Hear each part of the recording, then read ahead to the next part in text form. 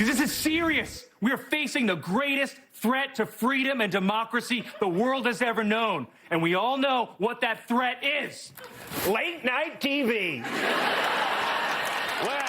hello, it's great to be here. And speaking of great to be here, when I was talking to my wife about fun guests to book on this new show, the first name she said was Billy Bush. Billy, thank you very much for getting up early.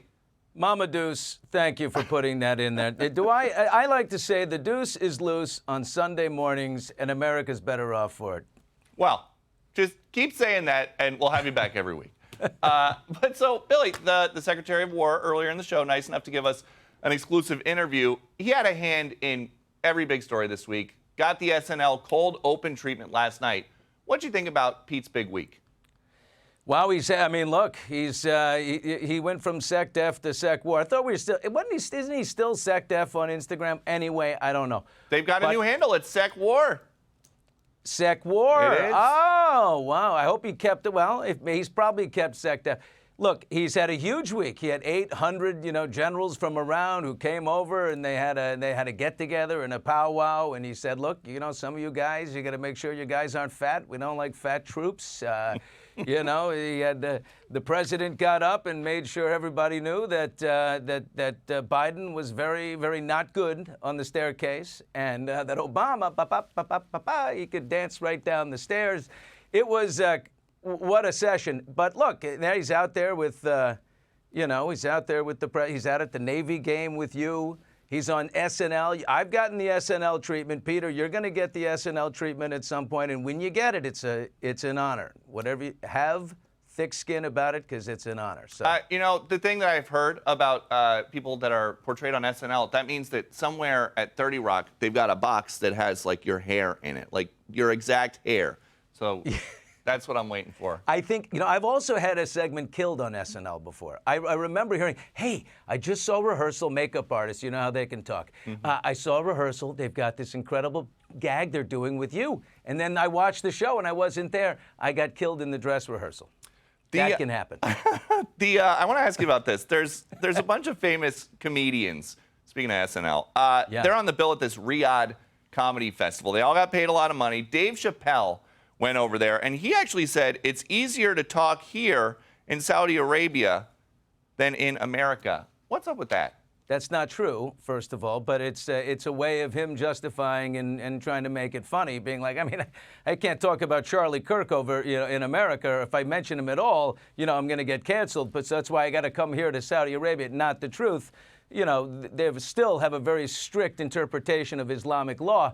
And yet, all these guys are going over there for their massive checks. This is the Crown Prince's, Vision 2030. He thinks, we got to get out of just the oil business. So we're in Formula One. We're in WWE. We got Live Golf. These guys are just the latest. The Live golfers have been through it. They got beat up over it. Now these guys, and it's all the big names, and they're getting huge checks, Peter. They're getting massive checks. Some of them are leaning into it and being like, Bill Burr was like, are you kidding me? Pete Davidson's father died in 9/11, and he said, the check is huge. I'm taking it. And he goes over there. Shane Gillis, very popular with the Gen Z kids, he said, I'm not taking it out of principle, and then they doubled the bag on him. They doubled the take, and he said, ooh. Okay, still not taking it. I can't now go take it. But so there's a split, and a lot of comedians are upset about it, especially the ones that didn't get invited. And there's this other story. This is the rare New York, L.A., D.C. story. It touches all three. Diddy. He did the crime, according to a jury of his peers. Now he's going to do the time, 3 more years in prison. We asked the president a couple weeks ago about a potential pardon. You mentioned once in 2012 that Diddy was a good friend of yours back then. He has since found himself in some very serious legal trouble. Yeah, that's true. Would you ever consider pardoning him? Well, nobody's asked. You had to be the one to ask, Peter, but nobody's asked. First of all, I'd look at what's happening, and I haven't been watching it too closely, although it's certainly getting a lot of coverage. I haven't seen him. I haven't spoken to him in years. Now that the sentence has actually been handed down, Billy, do you think that Donald Trump would ever pardon him? No. I don't think he'll pardon Diddy because Diddy was not very loyal to him in 2016, and the Trumpster likes loyalty. It's amazing he prefers, but he does put he counts on loyalty more than what the guy actually did. I mean, he's apparently more open to George Santos getting a pardon, but Diddy not very loyal to Trump, 2016 especially, and I got a feeling Diddy stays locked up in there. And frankly, Peter, he should. And this is something totally different, a little out of left field, but we've got these amazing live pictures today that we want to put up. Your family's in the news. Look at this, if you have a monitor. President Trump's heading out to the USS George H.W. Bush. It's got to be kind of cool to see your uncle's name on the side of an aircraft carrier.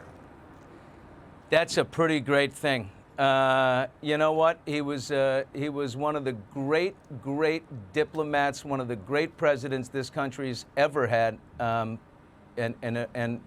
I got to tell you, I've been on board that carrier, and it is emotional to be on there. Every time I see it, I get emotional.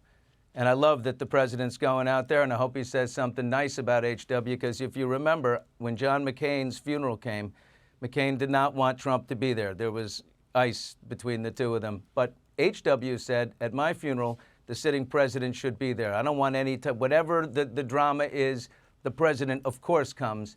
And he was always very much like that in bringing people together. And that's his legacy. And Thanks, we will keep an eye on the ship all day and on your podcast, Hot Mics with Billy Bush. Billy, come back sometime. Thank you. Click here to subscribe to the Fox News YouTube page to catch our hottest interviews and most compelling analysis. You won't get it anywhere else.